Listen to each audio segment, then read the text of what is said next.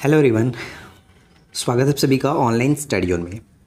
आज की इस वीडियो में हम एक ऐसे सीरीज़ को देखेंगे जो कि आपके आने वाले पेपर के लिए 101% काम करने वाला है। तो आज से करीब 10 से 12 वीडियो आपको ऐसी मिलेगी जो कि स्पेशली बायोलॉजी के होंगे और उसमें आपके पेपर के अकॉर्डिंग क्वेश्चंस देखने को मिलेगा। तो रेगुलर बेसिस पे आप इस सीरीज़ को देख लेना।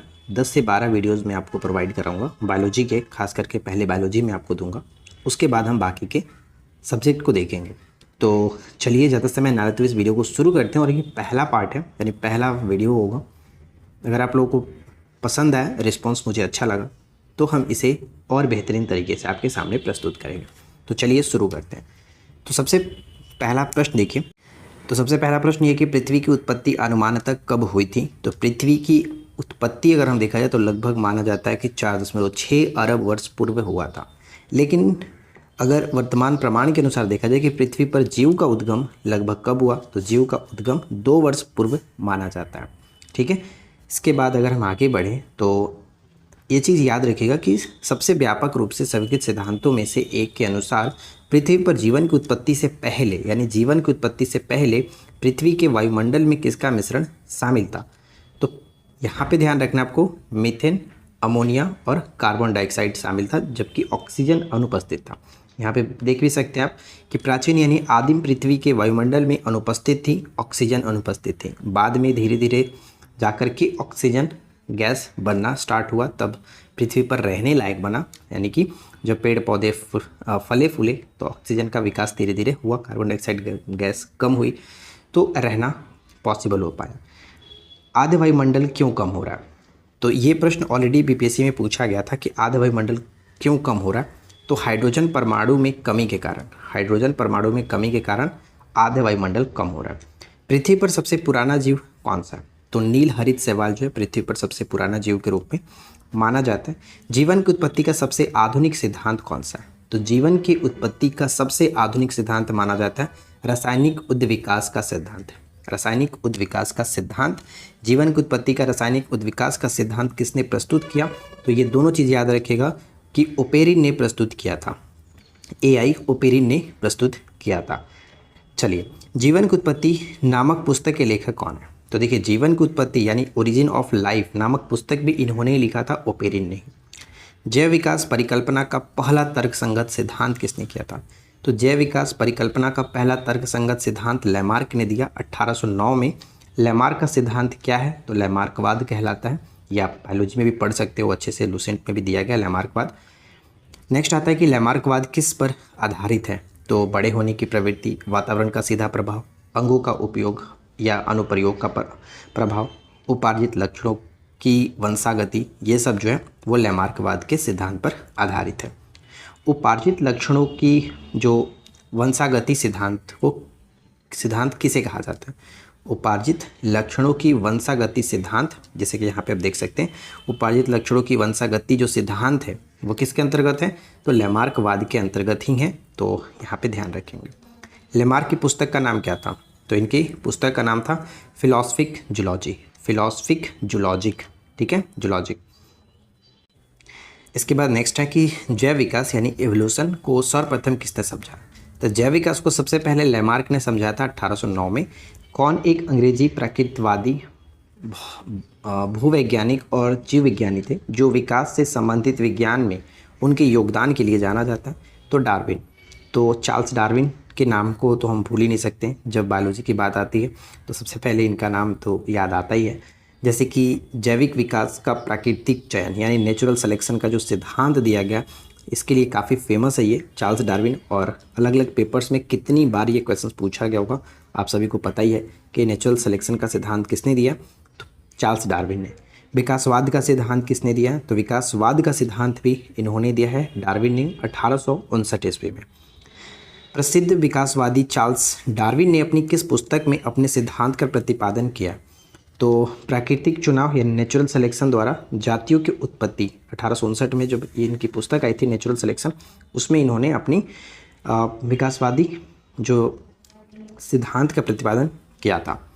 नेक्स्ट आता है कि डार्विन का प्राकृतिक चयन सिद्धांत किस पर आधारित है, तो यहाँ पे आप देख सकते हैं कि डार्विन का प्राकृतिक चयन सिद्धांत आधारित होगा जीवों के प्रचुर संतानोत्पत्ति की क्षमता, जीवन संघर्ष, विभिन्नताएं एवं इनकी वंशागति और योग्यता की अतिजीविता अथवा प्राकृतिक चयन। नेचुरल सिलेक्शन या फिर सर्वाइवल ऑफ द फिटेस्ट आपने नाम सुना होगा। ये कई बार पूछा जाता है कि किसके ये सिद्धांत है, तो डार्विन का सिद्धांत है, याद रखना। इसके बाद आप यहाँ पे देखेंगे कि डार्विन द्वारा प्रस्तुत प्राकृतिक वर्ण किस पर आधारित है। तो यहाँ पे देखेंगे जैसे कि over production, struggle for existence and variation, ये और साथ ही साथ सर्वाइवल ऑफ द फिटेस्ट। ये खास करके याद रखना, सर्वाइवल ऑफ द फिटेस्ट किसके सिद्धांत से संबंधित है, तो डार्विन के प्राकृतिक वर्ण के सिद्धांत से, नेचुरल सिलेक्शन के। इंपॉर्टेंट पॉइंट है।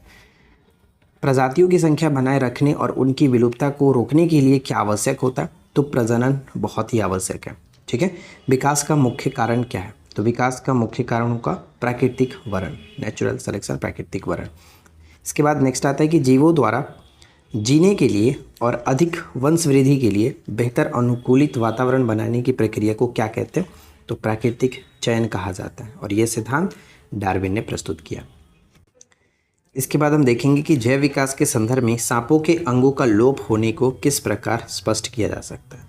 तो सांपों के अंगों का लोप होने को हम कह सकते हैं कि अंगों के उपयोग तथा अनुप्रयोग किए जाने से। ठीक है। The origin of species, the origin of species पुस्तक के लेखक कौन है, तो डार्विन ने ही लिखा है इस पुस्तक को भी। जैविक विविधता का आधारभूत स्रोत क्या है, तो जैविक विविधता का आधारभूत स्रोत उत्परिवर्तन होता है। और एक प्रश्न ये पूछा था कि उत्परिवर्तन का सिद्धांत किसने दिया था। जैसे कि आप नीचे देख भी सकते हैं कि विकास के उत्परिवर्तन सिद्धांत का प्रतिपादन किसने किया, तो एच.डी. ब्रिज ने किया। ये प्रश्न भी कई बार पूछा गया, अच्छे से याद रखेंगे।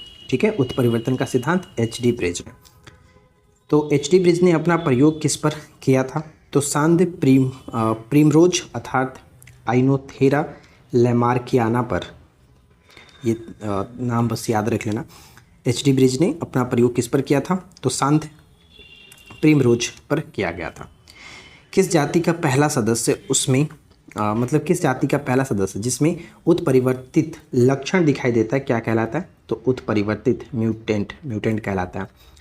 वह कौन सा विचार है कि नई प्रजातियों का विकास उनके परिभाषित परिवर्तन के कारण हुआ, तो उत्परिवर्तन का सिद्धांत।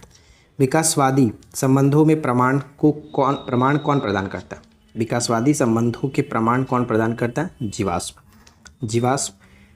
लाखों वर्ष से आदिम जीवों में क्रमिक परिवर्तन का अनुरूप है, किसके परिणाम स्वरूप नई प्रजातियों का गठन होता है, तो क्रमागत उन्नति।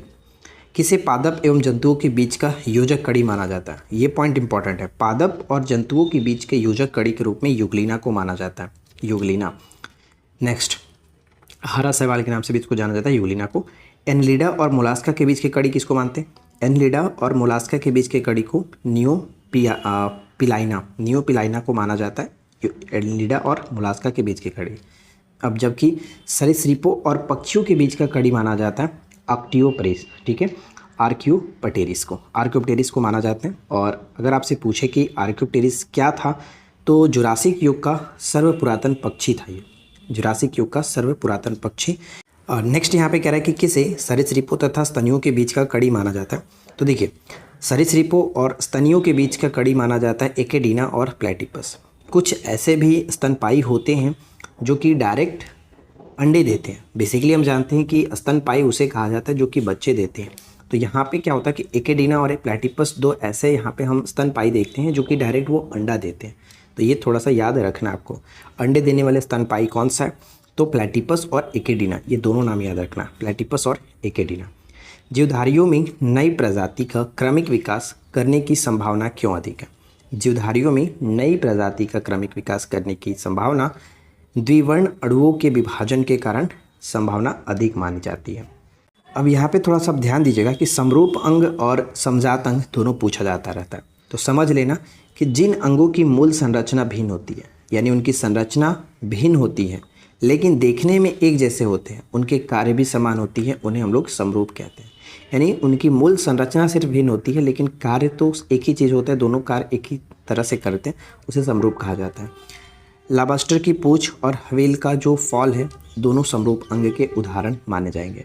उसी तरह से बहुत सारे उदाहरण होते हैं, तो एक बार आप अच्छे तरीके से समजात और समरूप दोनों अंगों के बारे में पढ़ लेना। नेक्स्ट आता है कि वैसे हैं जिनकी मौलिक संरचना तो एक समान होती है परंतु उनके द्वारा किया जाने वाला कार्य भिन्न होता है, उसे हम लोग समजात अंग कहते हैं। ठीक है, तो ये दोनों परिभाषा आपको अच्छे से समझना है और दोनों का एग्जाम्पल अच्छे से ध्यान में रखना है। किस युग के दौरान विशालकाय सरीसृप डायनासोर फले फूले? तो वो युग था मेसोजोइक युग, जिसमें डायनासोर थे। मेसोजोइक युग लगभग 65 मिलियन वर्ष पहले डायनासोर किस अवधि के अंत में विलुप्त हो गए? तो क्रिस्टेशियस युग में विलुप्त हो गए। मैमथ ध्यान रखिएगा कि हाथी के पूर्वज को माना जाता है मैमथ।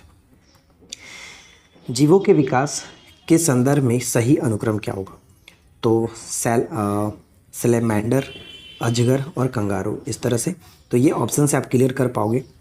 जीवों के विकास में ये आप अनुक्रम देख पाएंगे। किस महाकल्प को स्तनधारियों का महाकल्प कहा जाता है? ये इंपॉर्टेंट प्रश्न रहेगा। तो नूतन जीवी जो है, यानी कि किस महाकल्प को स्तनधारियों के महाकल्प के रूप में जाना जाता है? तो नूतन जीवी। इसके बाद अगर आगे बढ़ें, नेक्स्ट देखेंगे कि मानव विकास का अध्ययन यह इंगित करता है कि हम सभी एक ही प्रजाति से संबंधित है, जो कहाँ से विकसित हुए हैं? तो अफ्रीका से। देखिए नेक्स्ट जो यहाँ पे पॉइंट ये बनता है कि होमोसेपियंस के रूप में वर्गीकृत किए जाने वाले प्रारंभिक हेमिनॉइड्स कौन थे? तो क्रो-मैग्नन होमोसेपियंस के रूप में वर्गीकृत किए जाने वाले प्रारंभिक होमिनॉइड्स थे, क्रो-मैग्नन। आधुनिक मनुष्य के हाल के पूर्वज क्रो-मैग्नन मनुष्य थे। वैज्ञानिक नाम होमोसेपियंस का क्या अर्थ होता है? तो बुद्धिमान आदमी। शब्द डेनिसोवन कभी कभी समाचार माध्यमों में किस संदर्भ में आता है? तो एक आदि मानव जाति यानी स्पीसीज, सेपियंस की समकालीन मानव प्रजाति होती है, एक आदि मानव जाति स्पीसीज, जिसको डेनिसोवन के नाम से देखने को मिलता है। वर्ष 2015 में किस होमो जीनस की एक नई प्रजाति की खोज rising star kid system cradle of होमिनॉइड दक्षिण अफ्रीका के दिनाल्डी चैम्बर में की गई थी? तो होमो नलेडी। कुल मिलाकर देखा जाए तो पहला हमने आज बायोलॉजी का जैव विकास के बारे में देखा, जो कि चैप्टर 1 आप कह सकते हो या फिर टॉपिक 1 कह सकते हो। अगर आपको ये वीडियो अच्छा लगा हुआ तो इस तरह के हम पूरे बायोलॉजी को टोटल 12 मैं वीडियोस लाने की कोशिश करूँगा। 12 वीडियोस में आपका ये टोटल हम अच्छे क्वेश्चंस डिस्कस करेंगे, जो कि ऑलरेडी पेपर में कहीं ना कहीं पूछा गया है। तो अगर आपको अच्छा लगे तो इस सीरीज़ को अच्छे से फॉलो कर लेना और प्लेलिस्ट में बना दूंगा, आप वहाँ से देख लेना। ठीक है, आई होप कि ये वीडियो आपके लिए हेल्पफुल रहेगी।